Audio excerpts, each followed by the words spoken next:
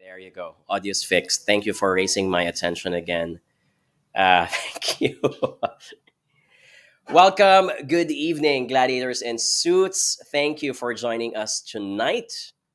I see a lot of familiar names, especially on TikTok. Thank you for joining us. Can I just check if my. So, could you please give me an exclamation mark if my connection is good? All loud and clear. Just want to check on that. I think PLDT isn't still doing well. Yes, I think PLDT still has some technical issues. Ooh, did you see that? Did you see the? Did you see the lighting?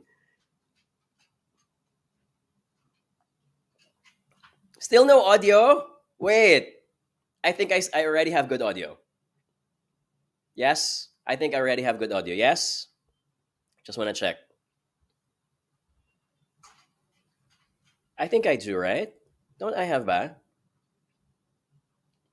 I think I do. Yes. Okay. Yes. Okay.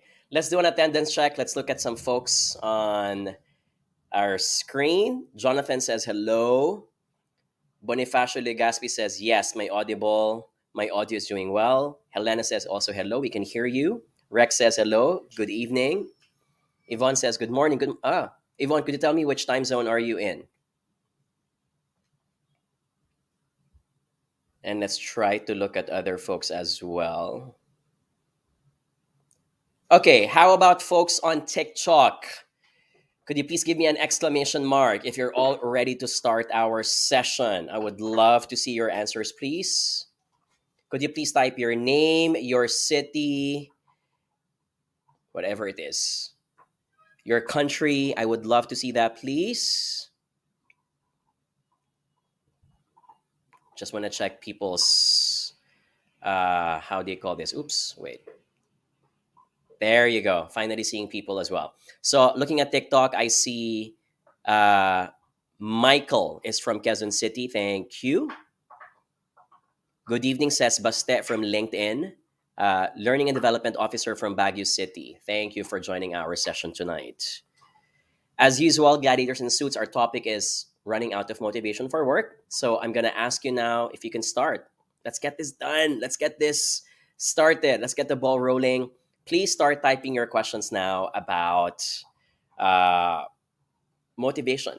And again, we're not going to limit our questions, of course, on motivation alone. If you have other questions that are career related, it could be about your boss, it could be about your colleagues, it could be about signing on to a new job. We'll be very happy to look at those as well. Okay. Rush says, been a fan since The Apprentice. Thank you. You know, it's been 10 years. I just realized this year marks the 10th year anniversary. By this time, it's what, June? I think we've been airing episode 2 or 3, I don't know. Let's look at some folks. Jays also says watching from Bulacan. Rai Rai. Yes, you spelled the name of my dog Tanjiro right. That's from Demon Slayer. John Alfred Nadella from Cebu City, says Marcon. Okay. How about the rest? Let's look at the other participants in the chat box. Wait, you know what I'm going to do? I am going to move my TikTok here. There you go. Just so I can see some participants as well. Is that cool? Okay. I'm reading some questions now. This is from Cel Paredes on TikTok. Cel is asking, how do you motivate employees non-monetary to come to work daily? Very good question. There are a lot of instruments that you can use. The first one, which I think is very effective, especially for the younger ones, is going to be purpose. So when you wake up in the morning, you remind your employees, if they happen to be working for an insurance company, I'll give an example because this is my favorite discussion piece when I talk to insurance companies, which we get invited a lot to. I often tell them, you're not just selling an insurance policy, you're in selling protection. And that every individual that you get to sell an insurance policy, please remember that you are protecting that person's life. That in the future, 20 years or 30 years from now, if something happens to them, they know that their family are going to be protected because something is left to them. And I want you to be proud of that because not everyone gets to wake up in the morning with that mindset. So purpose is one. The number two could be just mastering the craft. Just the idea that if you're involved, let's say in arts or in engineering or technology, let's say you're working for a startup company that does a certain application. Let's make a hypothetical situation here. Let's pretend it's 2011. Okay? It's 2011. You are building a mobile app that allows people to fetch taxis from a certain location and go to your home, even if it's 3 kilometers away, and bring you from destination A, from point A to destination B. Okay. So a lot of people obviously are going to be dubious about it. And by the way, I'm talking about Grab, in case you're wondering. This is in 2011, 2012. And one way to inspire your people is to tell them that you're at the cusp of being able to change the way people travel for the first time in their lives. And that they're going to be one of the pioneers who will tell themselves 10 years later on that I was part of that legacy. That I'd like to think is something that makes people motivated. Okay. Outside the monetary part. I'm going to make a disclaimer here, by the way. No matter how much you inspire people in terms of legacy, in terms of purpose, in terms of whatever it is, please take note. These things are not going to work out well if they're still not paid properly. Can I get an exclamation mark? If you can relate to that. There is no such thing as I'm going to scrimp on my budget and pay them half what the market is paying them. And believe that as long as I keep on talking about purpose, as long as I keep on talking about legacy, they will still be happy with their job. It doesn't work like that. People still need to put food on the table. Okay? So at least the one thing that you can do is to pay them fairly, the fair amount of money. And even if you might not give them, the best perks, such as giving them breakfast, lunch, and dinner, you don't give them a full car plan. You don't install internet connection to their homes because some companies do. You may not be able to have budget for these, but as long as you pay them properly and you match it with the right purpose and the right legacy that they can be proud of because they're part of a cool company, I think motivation can still exist. Okay? There is no replacement, by the way, for basic fair pay. So you still have to work on that part. Okay? Thank you, 𝗧𝗢𝗶𝗶, for that question. Okay, let's answer this question. This is from Chell. Chell's question on Facebook is, what if, by the way, I changed my layout on Facebook and now I have a better layout that's way smaller, which still shows my face. Okay, that's good. Okay, sorry, I was digressing. So Chell Kitlong asks on Facebook, what if an individual already knows that they can no longer take an additional job offer? Like, for example, they're 50-50 into working out to pass the additional job. How should they approach the closure that they will no longer continue to pass it? Like, okay, I'm not understanding the question clearly. What if an individual already know that they can no longer take an additional job offer? Okay, let's make this simpler because simpler is always better. What if an employee can no longer take another job? Okay, so, and yet they want to end their current job? Can I get an exclamation mark? Gladiators in suits. Do you understand the question of Shell, by the way? Shell, maybe can you rephrase? I am not understanding this question properly. I think there's an opportunity for you to make it shorter. Okay? Can I get back to you and then we'll answer it? Okay?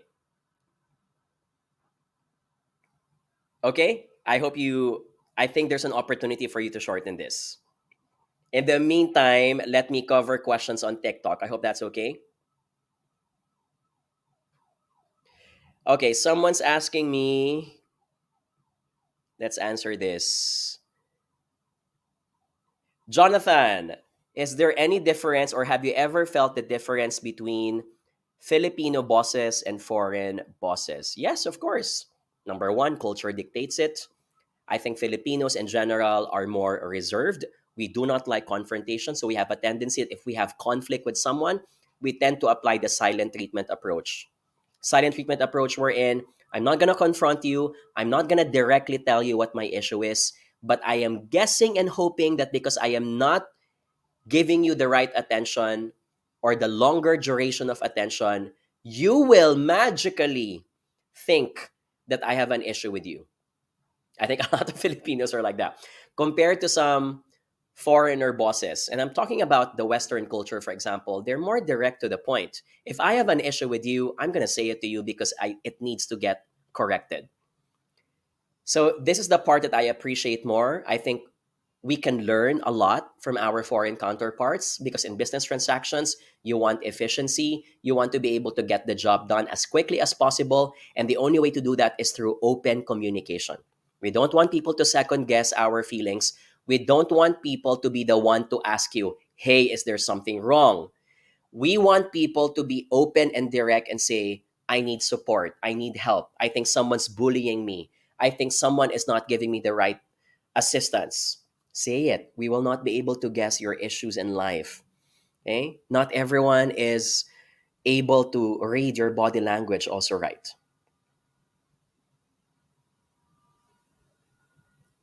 Okay, more questions here.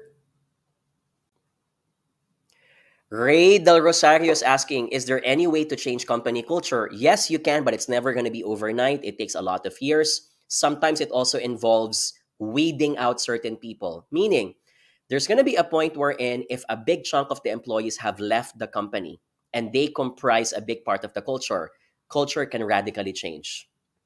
Okay? Might be for the better, might be for the worse. Okay? And the next question of, sorry, who was this? This was Ray Del Rosario. Can we change it pa ba? Like, for example, leaders that have really bad attitude. Okay, the easiest way to change culture is to get rid of all those leaders, like an ethnic cleansing. Obviously, that's easier said than done. I think sometimes it happens, by the way. If you look at a lot of the tech companies, Amazon, Facebook, Twitter, these days they've been weeding out thousands and thousands of employees. And that's because part of that is not only trying to even out the salary of tech talents, it's also because they want to improve the culture, make it a leaner organization, and maybe it's an opportunity to let go of slackers and leaders who do not know how to take good care of their employees. Okay? So it's not going to be overnight. Sometimes you have to weed out certain leaders. I am, even if I'm in the business of leadership training, I will say this, a leadership workshop can only do so much in terms of changing people who are already the mindset's already permanent. They're not as malleable as before. This is why I often tell our clients, if you want to do a leadership workshop, do it as early as you can when your employees are still young because their brains are still malleable. They're open to change. They're open to progress. If you do leadership workshops with, I'm not going to sound ageist here. I might sound ageist here, but if you do it with, if you conduct a workshop with someone who has been well seasoned in the company, they're in their late 50s, late 60s, they may still be open to change, but because they've already experienced so many things in their life, I think there's not much space for them to explore, to risk, and to innovate, knowing that what got them there was through a lot of experiences and a lot of tactics that they've done in the past. Okay? Ooh, okay. Now we get a lot of questions. Okay. Kaironisa from LinkedIn is asking this question. Kaironisa, could you tell us which country are you from, by the way? Would love to know. So the question is, how do I stay motivated when we are surrounded by colleagues that always say that they are demotivated and want to quit?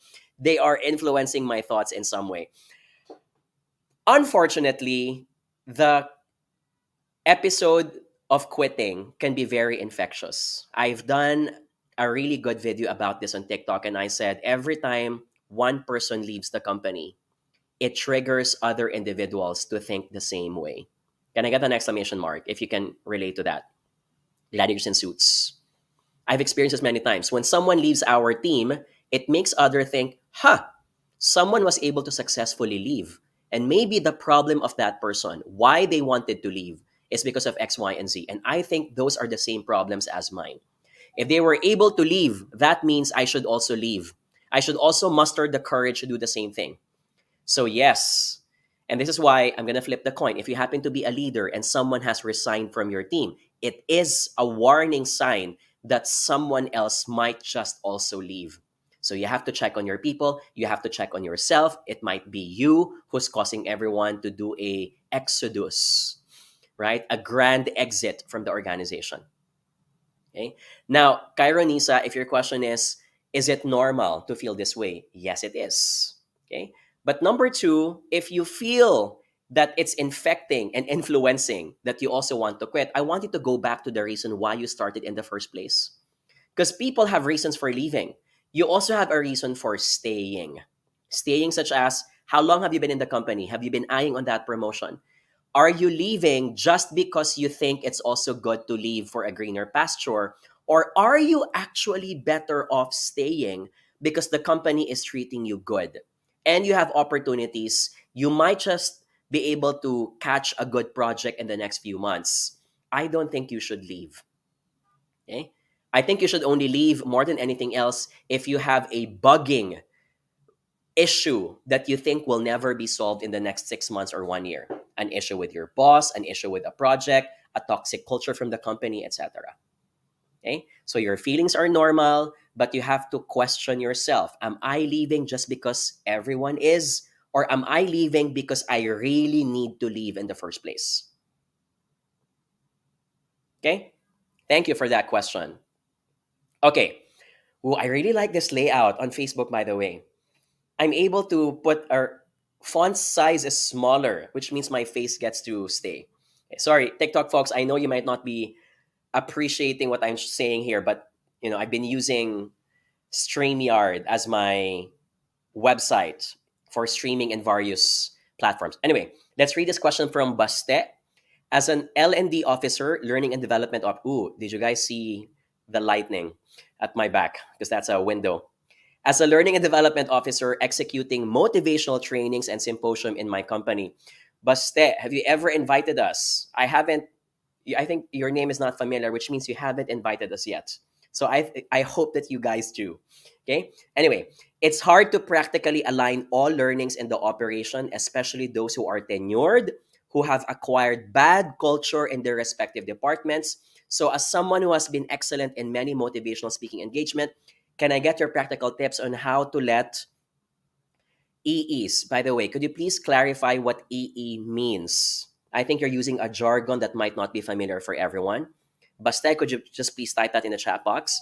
How to let people acquire changes in culture, especially those who have been tenured in the company, especially if the trends are changing and the working behavior are also changing. First, because culture cannot be changed overnight, sometimes you have to institutionalize behaviors through structures, guidelines, and policies.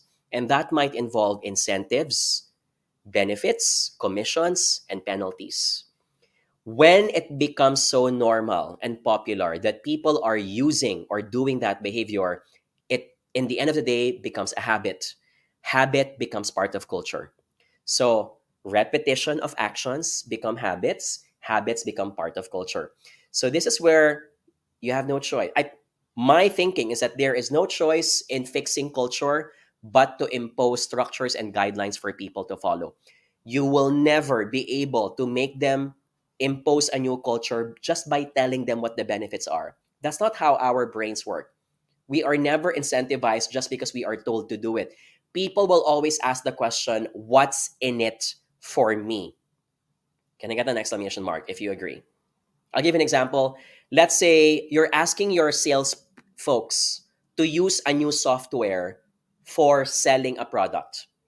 If you happen to be a leader, you have to explain to them why. Why are we changing from software A to software B? Otherwise, your employees will simply think it's because of compliance. It's because they want to change it because I don't know, maybe they want something new. But if you explain to them and say, we need to change the software from X and Y because this software is way better than the old one. And because it's better, it's going to help you sell more, leading to better commissions, leading to better sales. If you explain it to them that way, I think you're going to have a higher chance that people are going to follow you because you explain the why. The why being what's in it for me. You might ask, does that mean that people are selfish? They always look after what's best for them. Of course, they are employees after all. While it's good and diligent to think about what's best for the company, you always have to think that people think also best for themselves. Okay? In this case, if you want people to change culture, you have to explain why that culture needs to be changed. And number two, you have to incentivize and also to a certain extent penalize people. Okay? If ever they don't follow it. So, for example, if you have a bad culture in the company that people are not prompt, can I get a letter T? If you happen to know a company or if you're working for one wherein people do not attend meetings on time, they don't start on time, they don't end on time. Can I get the letter T if you can relate to that? Yes? If you happen to fall under that organization, you can explain to them why people have to be always on time. But more importantly, I think you need to put structures. You need to put some penalties. You also need to put some incentives. Incentives such as whoever comes first, they get to have X, Y, and Z. I'm not even talking about monetary incentives. You can do a simple thing such as food. Can I get the letter F if that works for you? I'll give an example. The best Silicon Valley companies like Facebook and Google give food. They serve breakfast, lunch, and dinner, not just because it makes their people feel inspired because they have free food. But you know the other reason for it? It's actually an incentive for getting to the office early and staying in the office late. Some people don't know that part, but it's actually a nudge to influence their behavior, for example. Okay? So you have to institutionalize that. You don't need to explain to people why you're doing it, like why are you giving food or penalties such as, and some people take this seriously, whoever is late in this meeting, the doors are going to be closed. Or this person is going to be paying for the coffee of everyone in our meeting at Starbucks. I've been to those kinds of organizations. And I will say this, they have been very effective. Okay? Sometimes you have to start with incentives and penalties in order for people to build the habit over time. And again, when habit is repeated over and over again, it becomes part of culture. Culture building is the responsibility of any leader. Culture building is the responsibility also of the human resources group. Okay? Yes. Lots of questions tonight. Gladiators in suits. I hope I'm able to answer all of them. Okay. Georgia Villaverde on TikTok. Sorry, on LinkedIn is asking this question. Hi, Sir John. Guys, you can call me John. Sir makes me feel old, especially when I'm about to hit my 40s soon. I don't want to be called as Sir John. It makes me feel I'm losing my youth. Okay, so please call me John. Okay, I want to hear your thoughts about employment contracts with training fee or bonds, holding period for 3 years or more. Someone offered me a job. The salary is very competitive and has the career growth that I need, but it's the training fee that makes me think of not accepting it. Okay, very good question. This happens a lot, not only in the Philippines, but in a lot of countries. Number one, are training bonds illegal? And the answer is generally no. It is the prerogative of the company to offer it, not to impose and to enforce it, but to say it as a condition for being part of the company, which means as long as there is consent, I offer it, you agree, we sign, we shake hands, then they're not committing any crime. Do I think that it is a practice that is unfair? My take here is that for as long as the bond is not too long, I think it's fair because the company invests a lot of money and the company is mitigating situations we're in, and this happens a lot.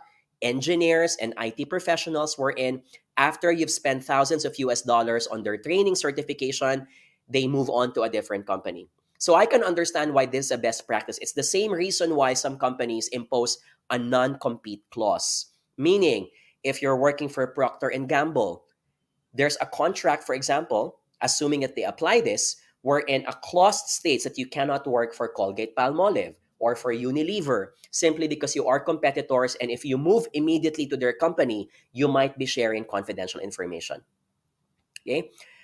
Is it fair that if you accept the training certification, you should pay for it if you leave prematurely? I think yes, as long as the company did not force you to take that training certification. Because here's the catch: there are companies wherein they give you conditions such as, I will not promote you if you don't take these training certifications, or I will not give you a merit increase if you don't take this training certification. So it's a double whammy. I don't get the promotion, and if I leave, I also need to pay for it. I don't think you should be imposing multiple conditions that trap the employee to not take on any of the rewards at all. Okay? So my recommendation here, Georgia, is if you can, especially if you happen to be a good talent, negotiate and push back. Say something like, okay, I'm open to having a bond, but can I lower the bond from 3 years to 2 years? Or can it be for 1 year? Or say something like, can I negotiate, for example, that the training fee can be lessened to 50%? Okay? There's one danger here, however, when you negotiate this way. It somehow gives the impression to the employer that you might really be breaking the clause. Okay? That's one. So be careful about it. But the number two, on the bright side, I have seen a lot of organizations wherein they were willing to pirate you and move to their company, and they're also willing to pay for your bond just because they want you so bad. So maybe you can take on the bond, you can take on the training certification. If you happen to be just simply amazing, you'll be confident enough to know that a company, if you need to move to that new company in the future, they would still take you on because you're just so damn good in what you do. Okay? But overall, I think that organizations, fair enough, can apply this in situations wherein the talent is just at risk of leaving prematurely. I don't think you're going to like what I just said, but I think it's something that organizations also need to do in order to avoid their employees getting poached or leaving, especially in the case of the Philippines.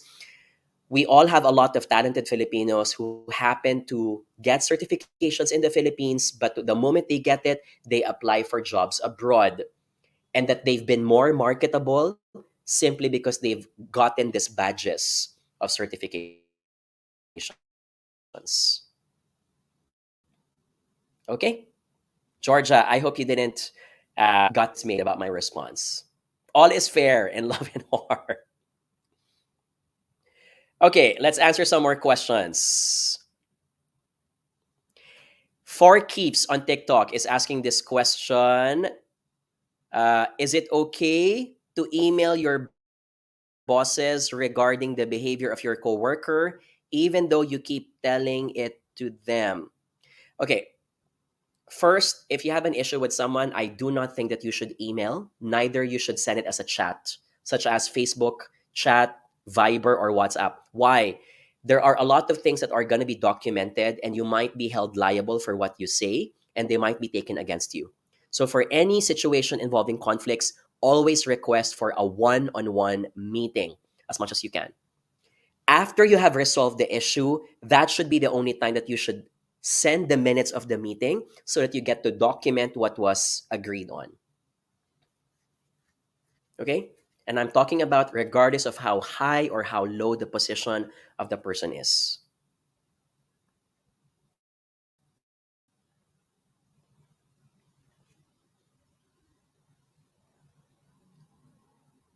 Um, okay, let's look at some more questions. Wow, you guys are booming tonight. You got lots of questions. Okay, this is from Gam Ardo on Facebook. Hi, John. Could you please give me tips on how to deal with a previous boss that cannot move on because you are now on the same position level due to a promotion? Question, Gam. Are you in the same company? I would assume that you guys are, because if you were in a different company, I don't think this would be a big issue for you. Okay.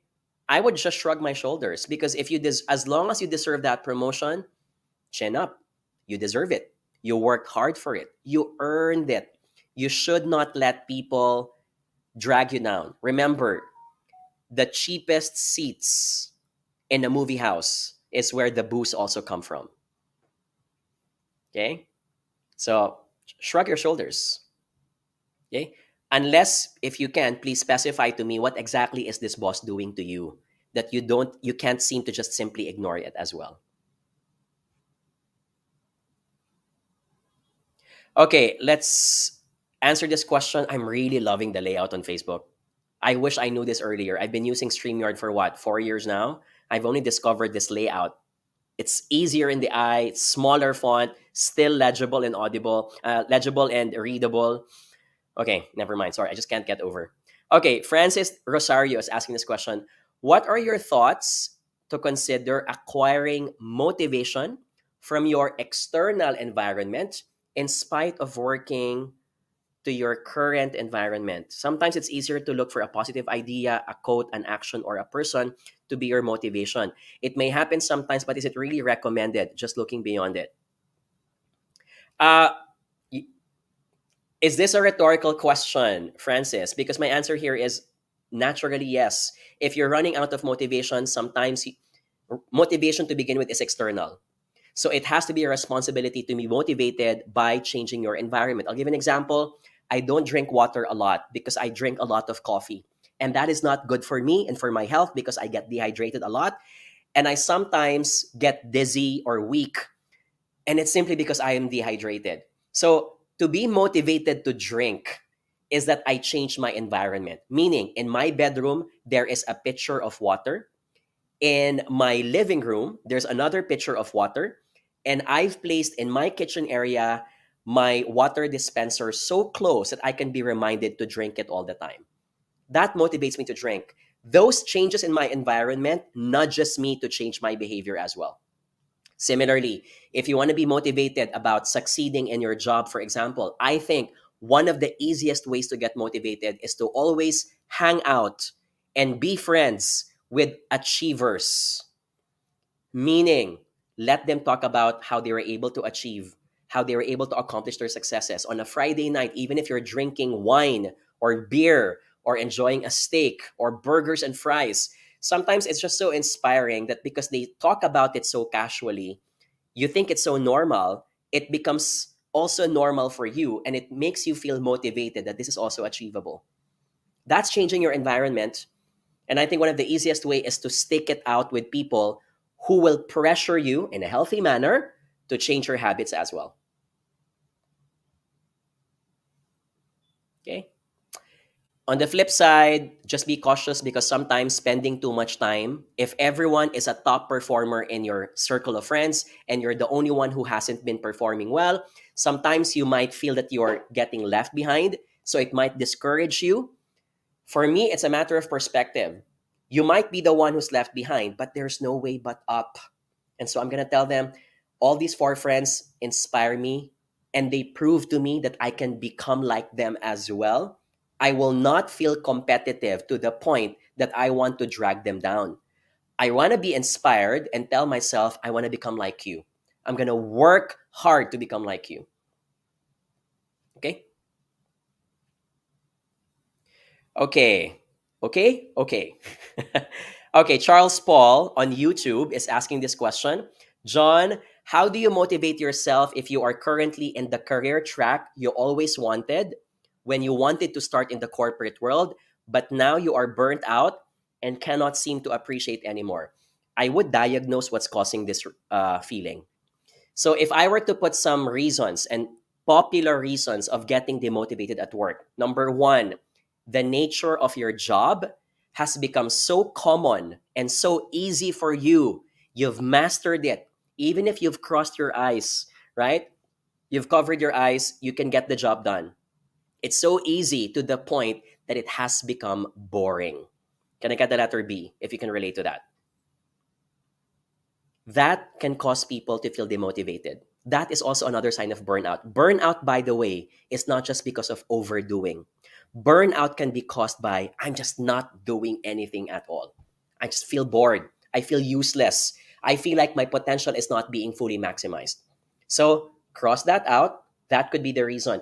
If that is an issue, you have to talk to your manager and explain to them that you want a different nature of your role, of your job. Simply put, you want a more challenging job. Okay? Which, by the way, is a happy problem because that means you're so good in what you do, you've graduated to the next level that you have to ask and beg for something else. That's one. The number two reason of being demotivated at work, even if you liked it before in the past, is because probably the people who surround you in your job do not inspire you to be in your best shape. Meaning, it's a toxic culture. Not everyone is giving their best. You feel like everyone is on a slump. Some people don't have any integrity. They're stealing money from the company. They're always late to the office. It has become so normal that everyone goes to the office at 10 o'clock or 11 o'clock in the morning, and people leave at 4 or 3 o'clock in the afternoon, for example. Right? I've been watching the TikTok videos, the Facebook reels of McCoy Dubs about Miss Lisa B, and I think she's the best epitome of that. You know, she goes to the office for the sake of making it look like she's in the office, but literally she doesn't do anything at all. If I happen to have that kind of boss, I will definitely be not inspired because I'm the type of person who wants to achieve more than what I should be doing because I know I can stretch myself further. Okay? So you need to ask yourself, what can I do to influence a change in the people who surround me? Obviously, you cannot fire these people. You can be asked to be moved to a different department. Yes. And sometimes the solution also is to move to a different organization, which, by the way, is going to be sad because unfortunately, there are going to be jobs wherein the job scope, the projects involved in the tasks in the job are exciting, but it's the people who's ruining the experience. Does that happen? Unfortunately, yes. So I've talked about two things, Charles Paul. It could be the people, or number two, it could be the nature of your job. Okay. The number three, I would say, is maybe you are undergoing a certain personal issue in your life that is affecting how you perceive your job. I'll give an example. When people get married and people end up starting a new life with a family, meaning new kids, right? Or let's say, for example, sickness or disease or death, unfortunately, I'm going to knock on wood, right? With a family member, it changes your perspective about your job. These types of changes make you question, why am I doing this? Is this aligned to what I wanted to do with my life? Because my job is just one part of it. What about my family? What about my kids? What about my parents, for example? So if that is the issue, you might want to segregate, clean up how you think, and tell to yourself, my issue is with my personal life. I should be able to manage my feelings. And if I feel bad about my job, it's not because of the job. It's because of my personal life. And I need to sort that out. And I need, if you can, create an invisible line so that you are aware that if you are feeling sad, if you're feeling depressed, if you're feeling anxious, it's not the job that's causing it. It is your personal life. You have to compartmentalize because sometimes the feelings become so muddled up that you end up confusing that your feelings about your life are bad feelings about your job, and they're not. Okay?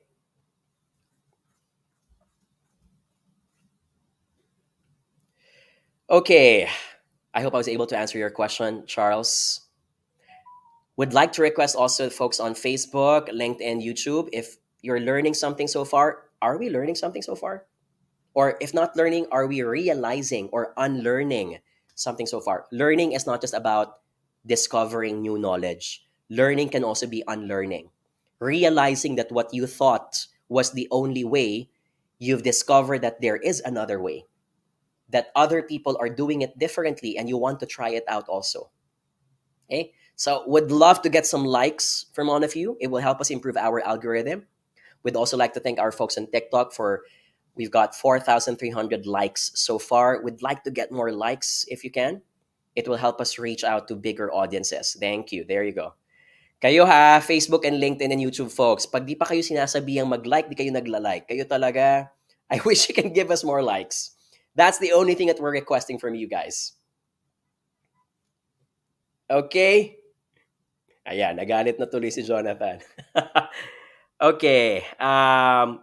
Someone was asking, what training session can you recommend for us to become good leader? I'm going to be biased. Please come. June 21, Wednesday at 9:30 a.m. to 12:30 p.m. at the SMX Convention Center in SM Aura, Fort BGC. We have a 3-hour workshop, Leadership in the Hybrid Work Era. You can go to our website, jonathanyabut.com, to buy your tickets. Okay. Okay. Someone on TikTok whose name is a smiley says, what can you say about a company that doesn't provide water dispenser for their employees?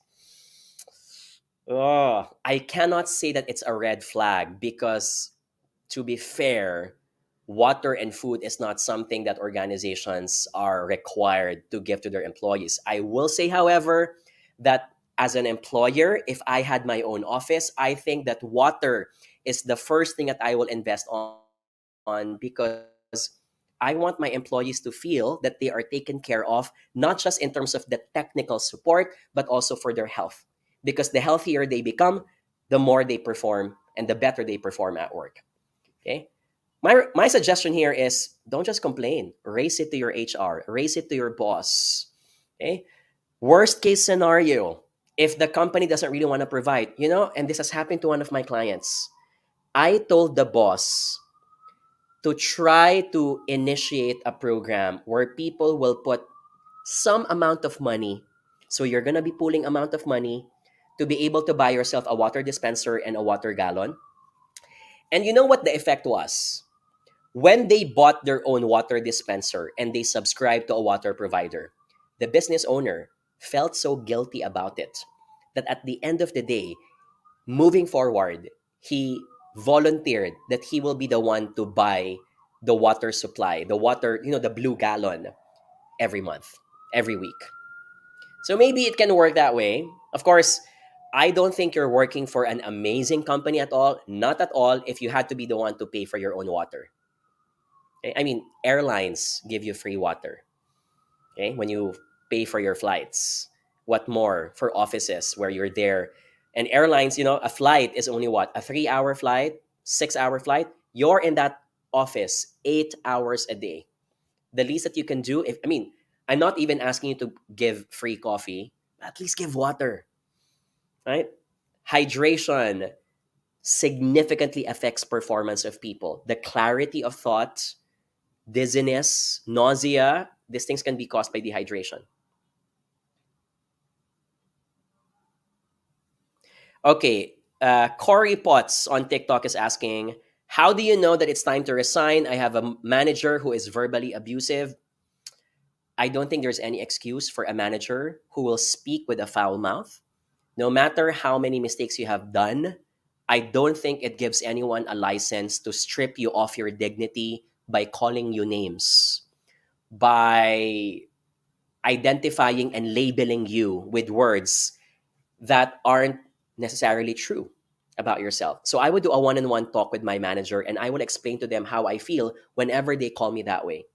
If it still doesn't work out, I'm going to call the attention of HR because this in itself can be a cause for someone who's bullying you, someone who's affecting your mental health, for example.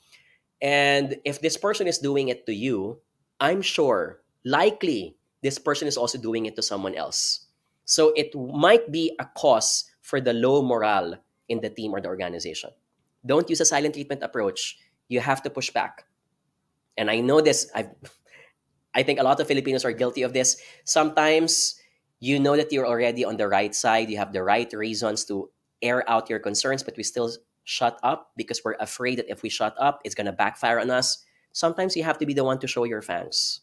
Sometimes you can't just let it slip away because the more you let it happen, the more you make them braver that they can keep on doing these things to you. So please push back as well.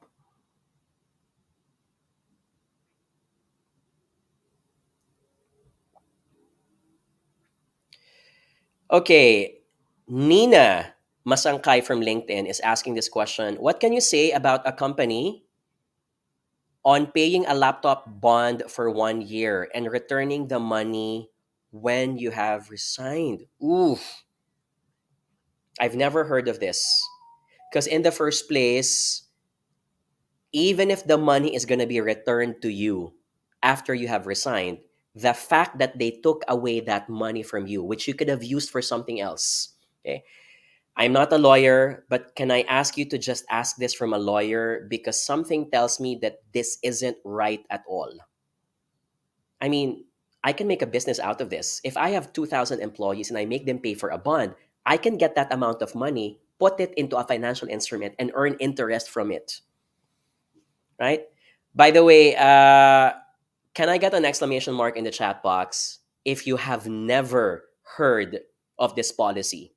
Gladiators in suits. I just want to do a quick poll. Have you heard of this? If your answer is no, no, I have never seen a company that made us pay upfront a laptop bond for 1 year, meaning I have to shell out 20 or 30,000 pesos, and it's going to be with them until I resign. Is there anyone? I'm looking at the chat box right now. Ooh. See? Nina, I think you just hit the jackpot here. Please consult a lawyer. Please consult, I don't know, an HR expert who probably has more knowledge about this. I have never heard of this. What I do know is that you should never be asking for upfront deposit from anyone for whatever. This is not a hotel. A hotel will ask you 5,000 or 10,000 pesos for a deposit in case you ruin the room. Okay? This is not the same relationship. You are an employee. In fact, more than anything else, companies are supposed to give their laptops unconditionally to their employees. Okay? Ooh, and by the way, when I was in Globe Telecom, after 3 years, if the laptop is in good condition, you can own it. It was a retention benefit. When I was in GlaxoSmithKline, same thing. Our cars, you can keep the car after 5 years for as long as you stay in the company. It's in good condition. Laptop was, I think, 3 years. Smartphones were for 2 years. So it was a retention benefit so that it incentivizes you to stay in the company longer. That, I think, is more normal. Imposing a bond isn't. Okay? Oh, same thing. 𝗥𝘂𝗧𝗢𝗶𝗃𝗁 says the same thing. We actually acquired the laptop after 5 years. 5 years is kind of long, 𝗥𝘂𝗧𝗢𝗶, don't you think? I think 3 years these days should be the good lifespan for a laptop. But at least the company gives it to you.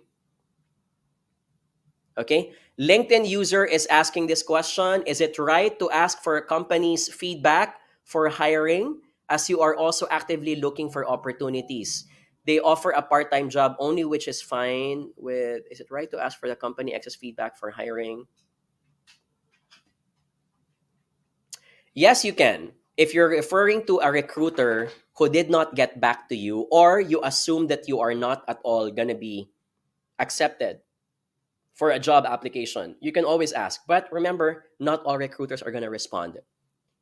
And I'm going to be the defender of the recruiters here. Sometimes when there are 200 applicants for the same job, you can just imagine why they are not able to give you personalized feedback. So a lot of them are going to have a cut and paste template that says, "Dear Jonathan, thank you for taking the time to do the job interview. However, after much evaluation, we have chosen a different talent, etc., etc. We will keep your records in the company database." Okay. You can. I just don't think they're gonna get back to you easily. Okay. Cory Potts is saying, "Sana recorded so that I can watch later the full video." You know, that's my issue with TikTok. Because Facebook, LinkedIn, and YouTube, after this live session is done, people can still watch it. I wish that TikTok will find a way to have an archive for the live sessions as well. TikTok folks, could you please give me an exclamation mark if you agree? Yes, diba? You guys agree? Let's do a petition for TikTok to do that. Okay. let's give away. I think it's time now to give away prizes to our participants, to our viewers. Thank you for sticking it out late this night. Okay. Can I get a letter P as in prize if you're ready for our trivia challenge? As usual, we're going to be asking a trivia question. The first three folks on each platform, five for TikTok, who will be able to answer our question will get free tickets to our upcoming workshop. And this workshop is going to be at the SMX Convention Center. When I say SMX Convention Center, this is in Fort BGC in Aura. Let me just, I want to show you guys how I changed for folks on Facebook and TikTok. Because I just changed our layout. Therefore, you will also be able to see this. So I want to show, there you go. Okay. So folks on Facebook, LinkedIn, and YouTube, on the screen, I am showing right now our sessions. I want to give away tickets. So the prize is bigger this time because I want to give away tickets to all our 5 workshops. Can I get to number 5 if you're cool with that? 5 workshops. On June 21 is our leadership workshop in the morning at 9:30 a.m. for 3 hours. June 21, also Wednesday, is our social media workshop. Level up your social media marketing. June 24, there are 3 workshops. In the morning is public speaking, boost your confidence workshop. In the afternoon is email etiquette and business writing.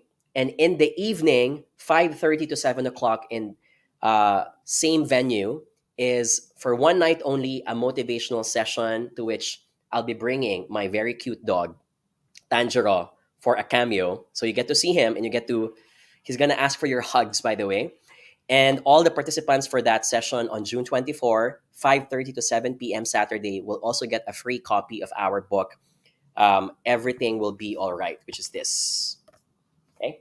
So we're going to give you this free copy, ebook, digital copy, by the way.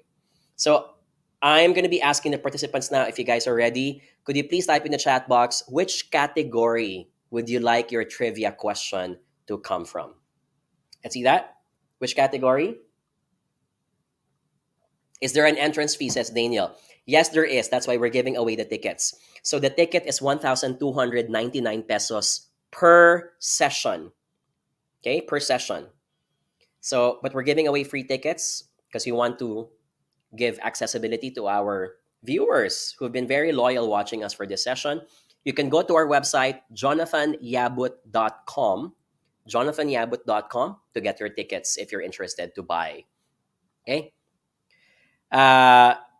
General knowledge. Food! Yon! Yes! I think we should do a food trivia. Is that okay? Puede. Okay. I've been trying to really eat less lately because I think I've been binging on too much food. Okay. Also because I'm gonna see my crush on Friday. So I feel I have to be so thin. So for a talk. Hindi to alam ng crush ko. Na-crush ko siya. Okay. Game. So food.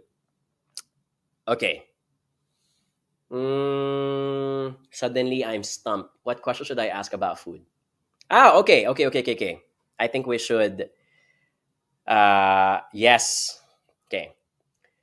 The Caesar salad. Okay.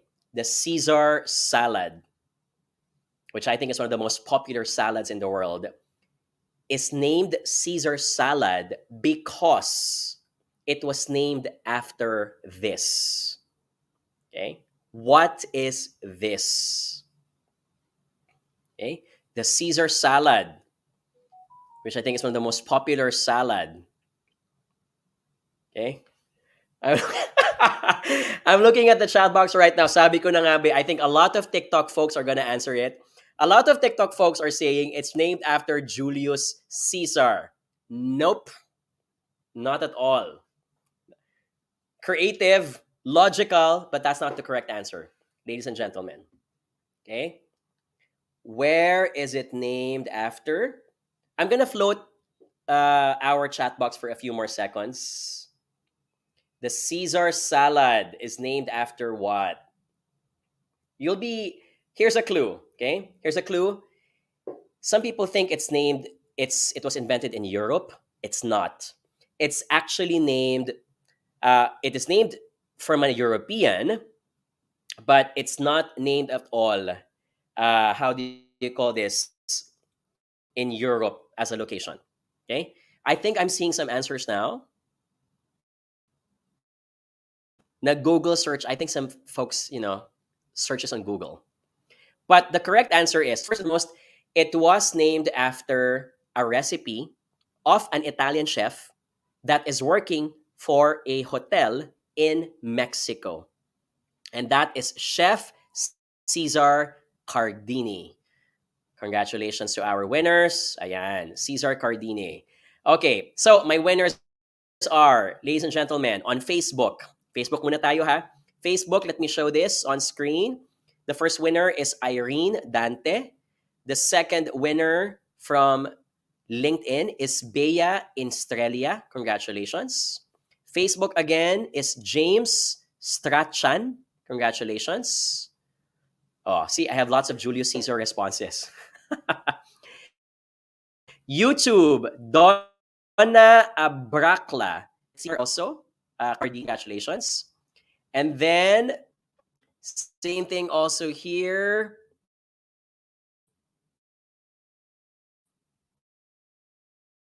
Ooh, lots of answers, Let me just look at some more. Vibes, or is that Erica Vibes? Congratulations. And then last winner is Chin Potts, 𝗧𝗢𝗓𝗓. Chin Ports, 𝗧𝗢𝗓𝗓 as well. Okay, congratulations. Now, let's look at our TikTok participants. Ooh, lots of answers, lots of 𝗧𝗢𝗓𝗓 from Cesar Montano. Okay, thanks for making me laugh. I had a really long day, guys, so thank you for making me laugh. Okay, my winners, ladies and gentlemen, are... First one named is Jasmine. Congratulations. Second winner, we're going to give away 5 free winners, 5 free tickets. Christian Hortal. Congratulations also. Third winner is Keroloso. Congratulations. Fourth winner is Charles Paul 845. Congratulations. And then the last, my fifth winner on TikTok is Ray Del Rosario. Congratulations. That's 𝗧𝗢𝗓𝗓𝗓. Yung iba mali ang spelling, but I just had to let it go because, you got the essence anyway. Congratulations. Thank you to our winners. Let's give an exclamation mark to our participants, please. Thank you for joining our session. Ayan. Okay, let's continue our discussion. I think we can cover, how many more? We can cover 3 more questions. Let's do that.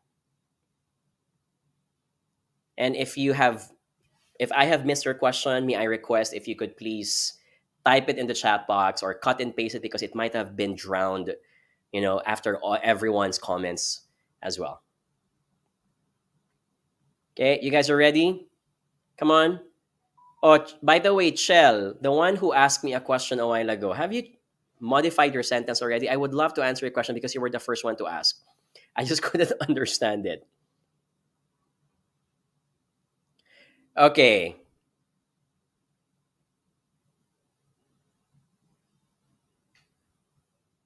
Ooh, Robert Aldrin. I like this question, pang Miss Universe.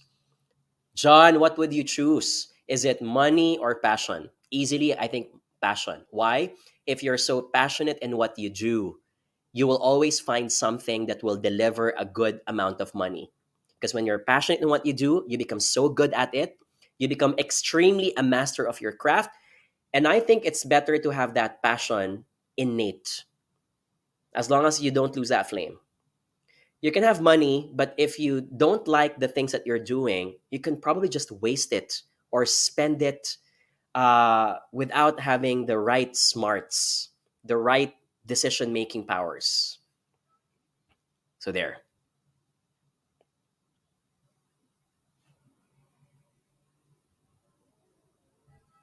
Can I join the 5th session on 24th? It is.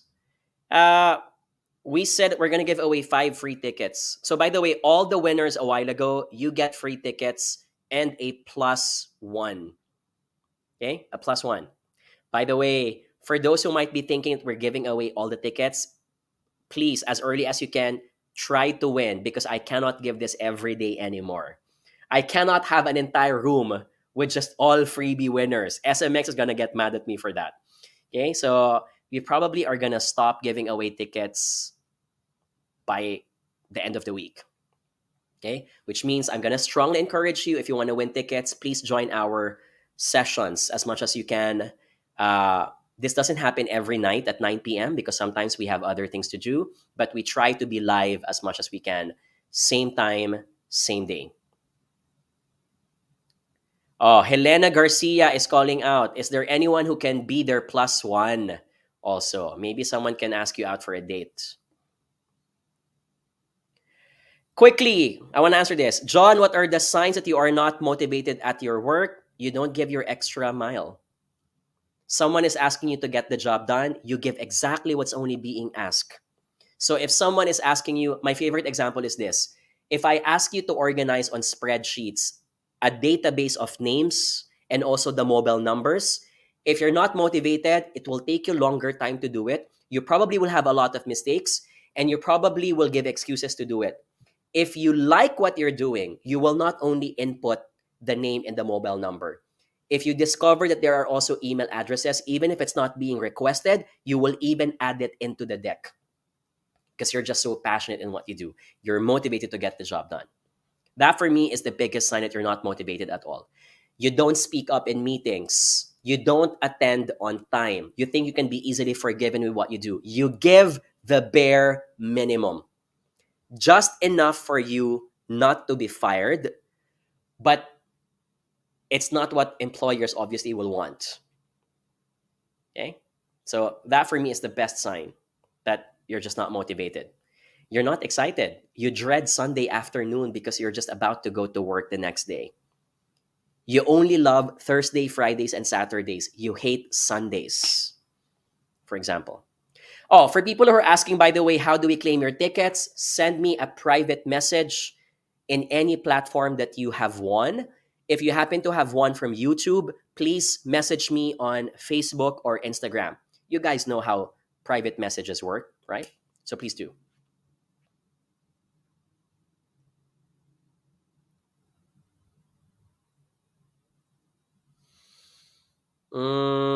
Okay, let's get two more questions. Ooh, Robert Aldrin says quiet quitting. Quiet quitting can be categorized under that. Quiet quitting is, by the way, I don't like the term quiet quitting because it doesn't really make people quit. Okay? Quiet quitting is giving your bare minimum, just enough for you not to be fired, but you get to avoid all the extra jobs that people might give to you because quiet quitting is the bad sibling, it's the bad son or the bad daughter. The good son and daughter is what we call as uh, the employee paradox. The employee paradox is, no, it's not actually a good son. It's also a bad thing, by the way. The employee paradox is because you're so good in what you do, you end up getting dumped with more work. So that's why people don't want to give the extra mile, right? If you ask questions in a meeting, you'll end up prolonging the meeting. If you become so participative in a project, they will ask you to do more of the project. Okay? Both, I'm not big fans of because, again, I'm speaking from privilege here.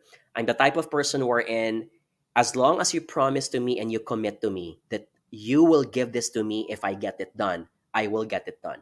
And I will get it done beyond what you have asked for. Okay. I love how people type the names of the companies that they think are culprits. Ooh, by the way, can I just share, before we answer a question, can I just share this experience? Uh, Someone last Monday messaged me privately, and we do get a lot of private message. And this time, this person said, John, we have a chat group in our department, and I posted one of your quotes. And the quote says that the team captain, no matter how good they are, cannot carry an entire team to greatness. A team captain is only as good as the rest of the team. So that was the message of the quote. And so this person posted it on their Viber or WhatsApp group chat. And out of the blue, their manager got mad. Perhaps he got triggered and he called out that employee and said something bad in front of the rest of the other employees and teammates.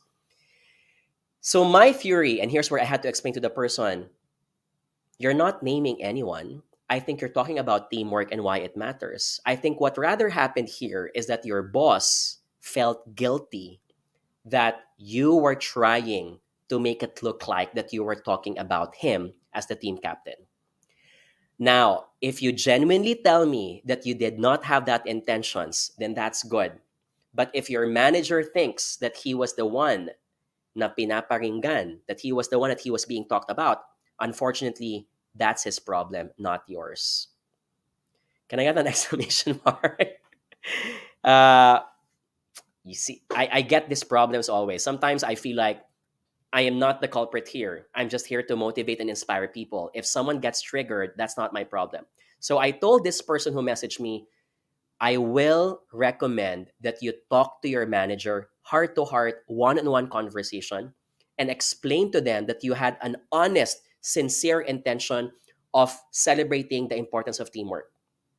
You need to tell this to him because or her because eventually they will forever have this mindset that you are their enemy. You have to make them believe that you are on their side.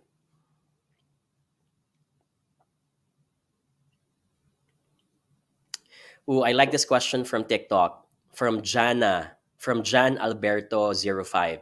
How do you reignite the fire in your belly? Talagang belly, no? How do you reignite the fire in your belly or wherever it is if you feel that you have lost it? I can write an entire book about this, but top of my head, number one, if you're losing motivation for something that you once had, sometimes you have to remind yourself the very reason why you started the journey in the first place. Okay, that's one. Number two, remind yourself who are the people that likely are going to be the reasons or the beneficiaries of your objective. You know, sometimes when the default mindset is we do things for ourselves. We want to get promoted because we want to have money. We want to get promoted because we want the recognition and the acknowledgement. But sometimes, and I think Asians do better at this, sometimes instead of thinking about yourself, think about the people who are rooting for you. Think about the people who are cheering for you. And sometimes the best way to motivate yourself is to remind yourself that you don't want to let these people down. If you don't want to do it for yourself, at least do it for others. The innocent ones who are waiting for you in the finish line. Because for me, that's one of the most effective ways to motivate myself. I can let go of what happens to me, but I cannot visualize what can happen to my parents, my siblings, my loved ones, for example. So that's a good way to also be motivated, to reignite it. Number three, sometimes what works is to expose yourself to more people. Have those chit chats, have those coffee sessions, have those dinners. Keep on asking questions about motivation because I promise you, it's like a raffle. The more you put yourself out there, the higher chances of winning. When you talk to more people, it could be a friend, an ex-colleague, an ex-boss, whatever, an ex-boyfriend or girlfriend. Eventually, someone is gonna trigger you and give you a light bulb moment about why is it worth doing this in the first place. I would watch films. One of my favorite feel-good movies when I feel down about my job, Erin Brockovich. Can I get the letter E? If you know that film. Erin Brockovich is a film about this woman who had no law degree but was responsible. This is a true to life story for being able to salvage an entire community for having been poisoned by a oil and gas company, and they were asking for compensation for it. And she's been through a lot. So I think I'm gonna watch that tonight because I just feel so motivated that, man, if she did it, I think I can also move mountains myself. That one. Another Western film, Morning Glory. Can I get the letter M? Morning Glory, who's this girl? This is a pretty girl. Crush ko tong girl na to eh. Rachel McAdams. Rachel McAdams. Morning Glory. It's about this morning show producer. Her show was the fifth spot in the rankings of all the TV shows in her area. And then she was able to climb the number one spot out of all the hard work, innovation, creativity, inspiring a team. If you want to learn about leadership, that film is also going to give you a lot of good shivers. So I watch these films, and it does reignite my passion. It reminds me of, okay, I'm in good spirit again. Third, travel. When I go to Europe, I go to Japan. Japan's my favorite country in the world. I tell myself, because my motivation most of the time is about my country. I might sound cheesy about this, but I think the Filipino deserves so much more.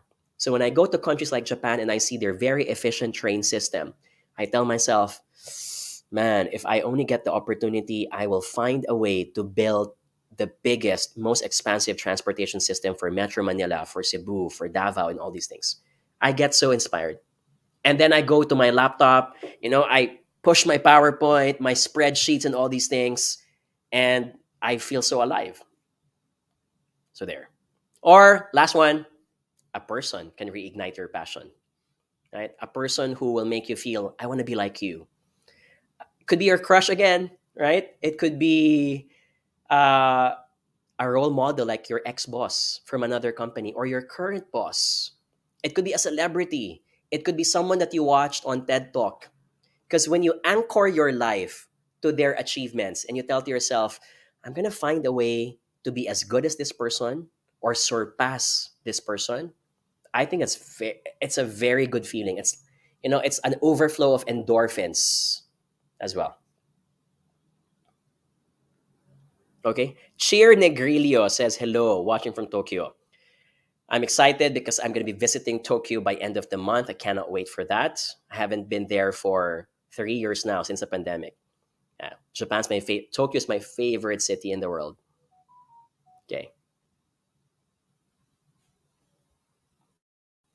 Sabi ni Twin LEN86, movie na lang daw, pass sa boss because no boss can be inspiring. Yeah. I'm lucky because my past bosses, most of them are very inspiring bosses. Some of these bosses are people who I have spent time asking for advice because they know me inside and out, but there's no longer awkwardness because I no longer report to them. This is the reason why it's always good to keep a healthy relationship with your manager because they're gonna come in handy in the future. They know you well, and these are rare. Only a few people can know you so well in terms of your career ambitions. Your ex-boss are going to be part of that. So keep them. Keep a tight relationship. Don't just throw them away. Okay? Or don't burn bridges. Unless, of course, you really had a bad conflict with them. Okay. Let's get one more question. Is that okay? I think I won't be able to do a live session on Friday because we're coming from a talk in Batangas. So I think I'll be able to do a session again tomorrow, Wednesday, and Thursday. Is that cool? Okay. Someone's been typing in the TikTok, what do you say about the sandwich generation? Sandwich generation, who's the sandwich generation ba? You have your Gen Z. Are you referring to the Gen Y or the millennials? Because you have your Gen X, Gen Z, and then in between are the millennials. Could you please clarify? Because I'm sorry, I'm not familiar with the label sandwich generation. And then we'll be able to answer that probably.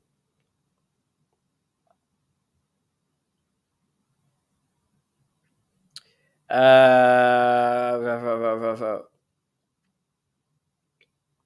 let's look at some more questions.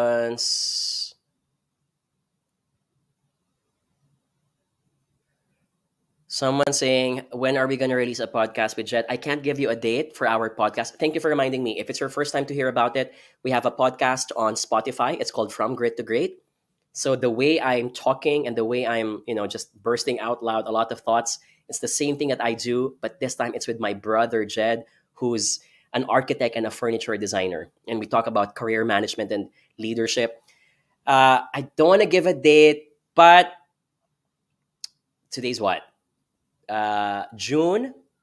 We might be able to release the next season, and this one is gonna be sponsored by a certain company. Okay, with some certain folks in it. Probably August or September. I will let you know, but I do promise that something's gonna happen this year for our season 3 of our podcast.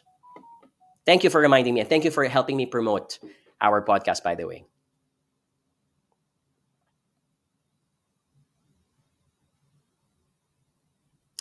Okay, I've been saying we have to get one more question, but I can't choose a good question here. Not that you have bad questions, by the way, guys, but I want a question that hasn't been asked yet because some questions in the chat box are all redundant. Okay. Before I do the last question, can I do a quick poll from our participants? Give me your answers: letter A, letter B, letter C, letter D. Speaking of motivation, I want to probe how you guys think the moment you wake up. Okay. Give me letter A. Sorry, I'll just ask 1 to 10. Okay. On a scale of 1 to 10, how often do you think about your long term vision of what's going to happen in your career in the next 5 or 10 years? How often do you think about that when you wake up in the morning? So I'll give you an example. Uh, since I've turned in my 30s, I entered my 30s. When I wake up in the morning, and because my ultimate goal is to enter politics, and just fix this country if I can, when I wake up in the morning, when I brush my teeth or when I take a shower or get my cup of coffee, I do think about it. And I think it's important to think about it because you want to remind yourself that there are jobs to do. And in Tagalog, sometimes kinikilig ako when I envision, ooh, my country has graduated to a high income middle class country, for example. Could you please type in the chat box? Do you think the same way as well? It could be a vision for your family, etc. Give me a number. Oh, Rai Rai says 10 is his number, waking up and before bedtime. So people are typing in chat box number 3. Okay, 10 is the highest, by the way. 10 is the highest. 3, 7, 9. Okay, 8. This is my theory. If it's something that you think about every day when you wake up and when you sleep at night, it means that you just want it so bad. It means that your passion for it is so high, through the roof. Because otherwise, if I think it's out of sight, out of mind. And this is not to say that you are a bad person, that you're a loser if you don't think about something too much. I think some of us want something so bad. Some of us are just contented and happy with not being able to think of pressures like those, which is also fine. But I just want to probe. I just want to see how our audiences feel about it. Nicole Ilagan on YouTube says, I think about it a lot of times every day, maybe more than 5 times. And I am, what is this? Is this a promotion? Is this a what? I'm praying for it. Okay. For example, like, okay. Like, I'll give an example. I'm not proud of this. 10 years ago, when I applied for Apprentice Asia and I finished the job interview, and they had like a series of interview. They even made us fly to Kuala Lumpur for the final interview. So there were only 12 contestants, but they flew in 24. After that, every day, I would check my email 10 times a day, every day. And they only announced it a month later. So can you just imagine, like, for 30 days, I kept on checking my email every day. Every day. I wanted it so bad, so bad. It was so unhealthy already. So passion is good. Passion can get you excited. Passion can make you feel ignited, but it can also give you some anxieties. I think the reason why I have some anxiety attacks sometimes is because I'm just so passionate with a lot of things in life that if I don't get it, I feel bad for myself. So it's a double-edged sword. Oh, okay. I think I found a good question here. Gladiators in suits. This question is from Josh Peralta because it's a crossroad question. Question is it worth staying in a company that is aligned to your core values? Core values, for example, You believe with giving back to society. You probably believe in the product. You probably believe in the leadership culture. There's integrity. So you love these things because they are manifested and executed well in the organization. Even if the company cannot provide you the role that you've been eyeing for a long time, should you stay in that company? Okay, there's lots and lots of layers of things that I'd like to say here. Number one, I don't think that only one company is going to be aligned with your core values forever. There are hundreds or thousands of companies out there who will be aligned to your core values. Granted, it's going to be hard to search them because it's a trial and error. You will not be able to discover this when you're doing a job interview. You will only find this out when you are already in the job. Granted. So it's easier said than done. But if that company is making you stay and is getting you rotten meaning you're not progressing, you're not enjoying your job, you dread waking up in the morning, you're waiting for the clock to tick 5 or 6 o'clock p.m., you're not happy, right? Throw away the values. You don't need values for now. You need your happiness. Those core values are not going to put food on the table. 20 years from now or 30 years from now, when you have retired, you're not going to count back and say, I feel so proud. I've stuck to the values. That's not what they're going to say. You're never going to say that. You're going to say, what are the things that I enjoyed in my job? What are the memorable experiences and business trips that I can recall and make me laugh when I am 70 or 80 years old? Those are the things that you need to aspire for. So, no, it's not worth staying at all. Leave. Okay, if you need to leave. And as long as you've exhausted all means, you've requested for the new role, you've talked about this with your manager, you know that the vacancy is not going to open up, the structure of the roles will just not give in to that position. If that's the case, go seek greener pastures. Okay. Oh, sorry guys, I think my TikTok's okay, but I think my connection on my Facebook is not doing well. So sorry for that. I think I'm getting okay. I think it's doing better now. Okay. Okay, because I need to do some work. I'll see you tomorrow at 9 o'clock. Probably go early at 8:45 just so I can move it a bit because I need to do more work in the evening. But thank you for joining us in tonight's session. I had an amazing time. Always great to converse with you. I feel so lucky because I have very intelligent folks who are watching the session. I'm only as good as the people who are watching, right? If you have people who don't give intelligent questions, the speaker is also going to get demotivated. So thank you for motivating me with your amazing questions. Stay safe. And if you're interested, you can go to our website, 𝗠𝗢𝗓 You can buy copies of our best-selling books. You can also grab those copies in National Bookstore. This is our latest book, Everything Will Be All Right. It's about leadership, career management, and also mental well-being, along with other 3 best-selling books. They're also available in Lazada and Shopee. Please be aware that there are fake copies of our books. We're very proud to say that, by the way. There are fake copies of our books that are using cheap bond paper quality because they are photocopied. Okay? I'm not going to use the word Xerox because that will reveal my age.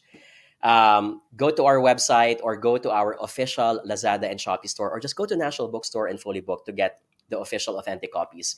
And if you'd like to enroll in our online courses because you can't attend an on-site workshop, our online courses are available in our website. You can buy tickets at 𝗠𝗢𝗓 along with our on-site workshops on June 21 and June 24 as well. Okay? Thank you, gladiators in suits. I'll see you guys tomorrow. Stay safe. Bye.